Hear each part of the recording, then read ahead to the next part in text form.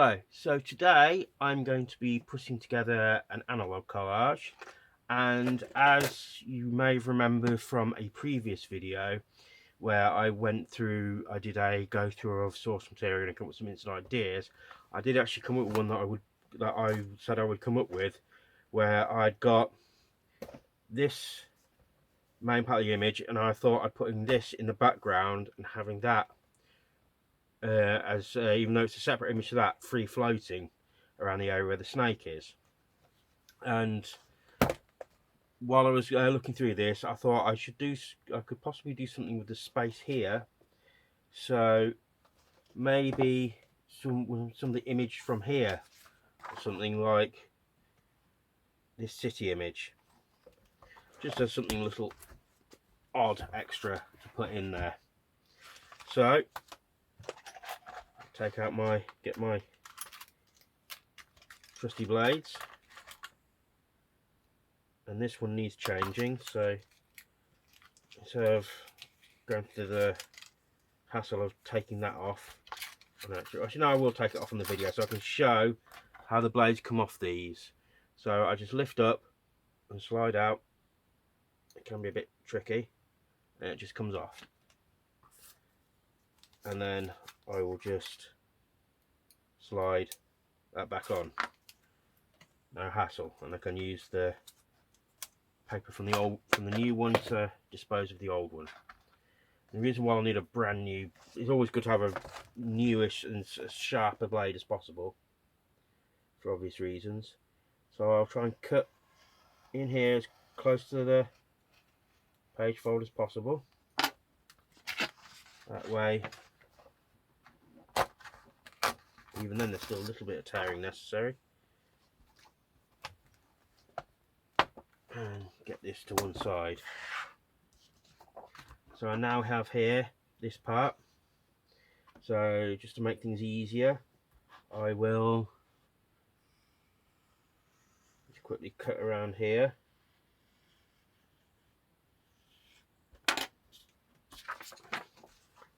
Get that out of the way. So now I can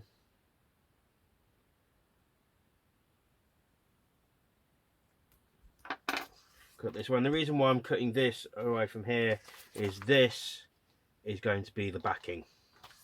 So what I'll do is afterwards, after it's all stuck together and glued, I will then cut around there, get rid of. I may actually keep the title Venomous Animals. Actually, it's actually not too bad an idea.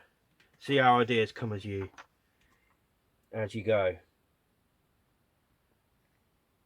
So my original idea was to keep the snake, but there could have an actual statement on humanity built into it. Something that just basically started off, something that's just a bit weird.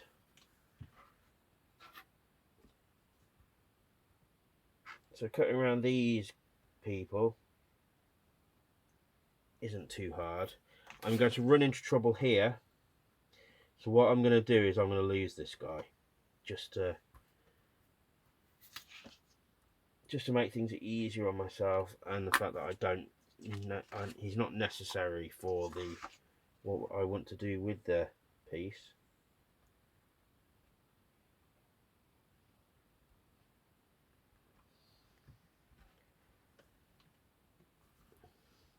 And while scalpels are good for delicate work like that, if I really wanted to, I could.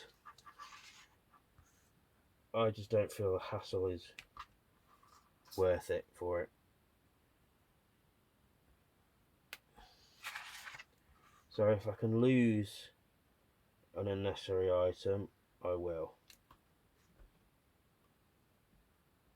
That's another good purpose of the scalpels. You've got small bits like that, so brush them away when you can just pick them up. You can just pick them up easily with a point.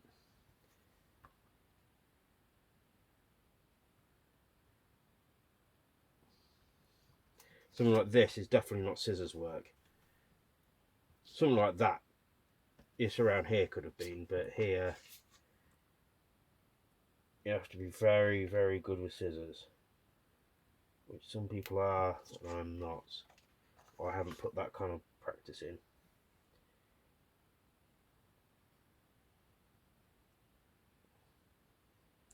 Sometimes what I like to do is, got these delicate bits here, I will first cut away the broad bits, the easy slots, and then I'll dig it, and then I'll get myself in closer to do the trickier, more intricate bits, so I can see what I'm doing better. That's what works for me anyway. Other people on the other hand may find a different approach works better for them. It's all about what works for you.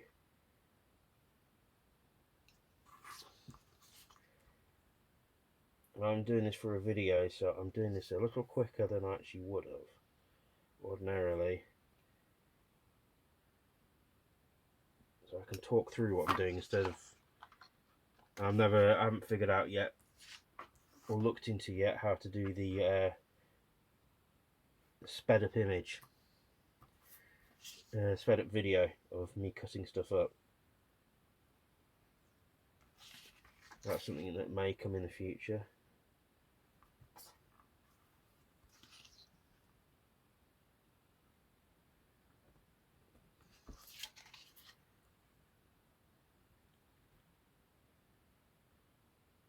So I hope this all looks good and translates well on this little screen.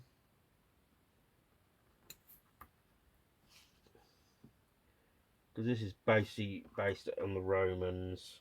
This is a Roman painting of them. And there have been comments about America being the new Roman Empire. And then there's this whole amusing meme recently of usually women asking their either boyfriends or husbands how often they think of the Roman Empire. So that wasn't at all my thinking when I bought that book. I sort of looked like an interesting pictures. And the answer to the question is, I don't often think about the Roman Empire that much. I usually have to be prompted.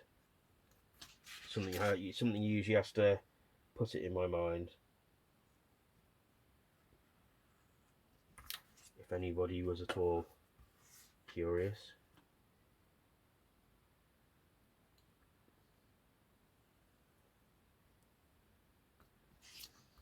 Now what this is something this is a painted image. Like I said, it's a painting, but it's a photograph of a painting. Like I said, I ordinarily try not to mix painting and photographs so much anymore. But this one has some kind of almost photographic quality to it. It's a very good painting. It's a painting of the Romans. It's not a Roman painting. The quality of art back then wasn't as sophisticated as it was whenever this was painted. So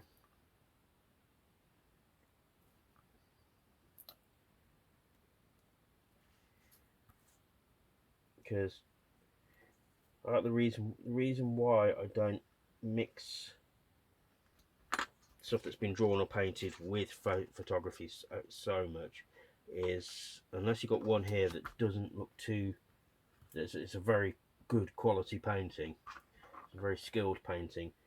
If you've got two different type of styles of image together that are radically different, it's goes against, I feel it goes against the juxtaposition that you would like. It's too much of a harsh contrast.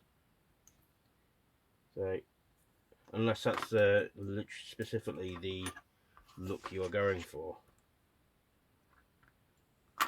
What I'm going to do here, it's got some of these dark things, these dark jugs. I'm going to just draw around the edge with a nice pen, because as I've seen pointed out, the problem with not using scalpels, you get this white light edge around it where you see the paper because of how it cuts through the paper basically. So doing this will kind of blunt that a bit, and also colouring in these white holes of it, some of them. So let's see, let's do some here as well. So that's the Roman couple around this edge here, hastily cut out. So I'll cut this box here now, this little space here. There's no real purpose for putting something there other than I don't want that white space there, and a bit of whimsy, I think. So I shall, let's see what works best with that. Yep, that works well, I think. So I'll just, so I've got the whole thing there. Swap that out, and let's get this glued onto here now. Oh, and I almost forgot, I have to cut this bit out as well. That's part of the attraction of it, I think.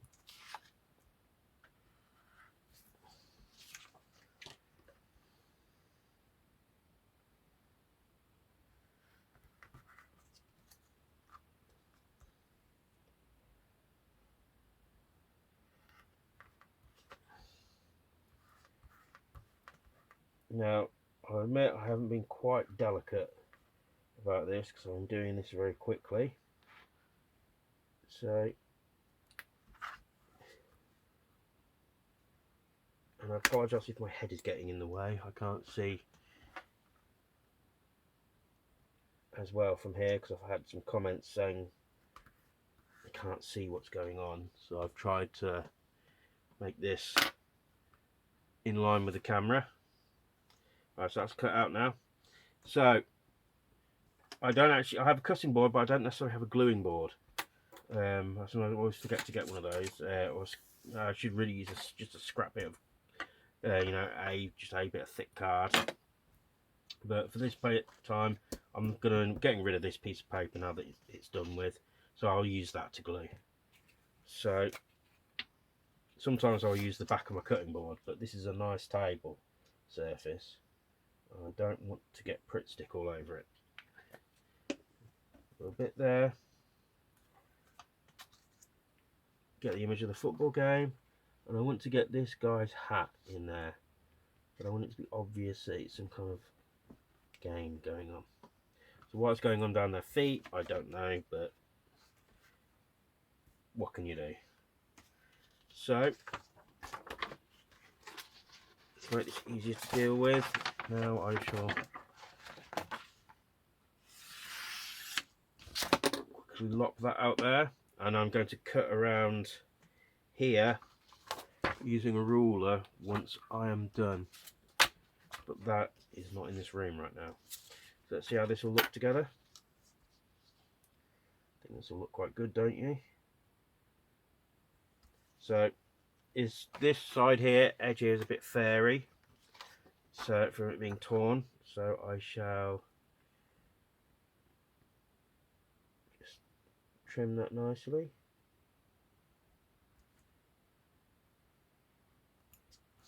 And round the edge off here a bit, so it looks almost realistic, or like it's not just the image being lopped off the cropped off the side. So that looks really good. So I will glue around these, obviously the bits where I've cut here, but I'll estimate a bit about where it's going to end, because I'll do a bit in the middle as well, just to hold it down nicely. So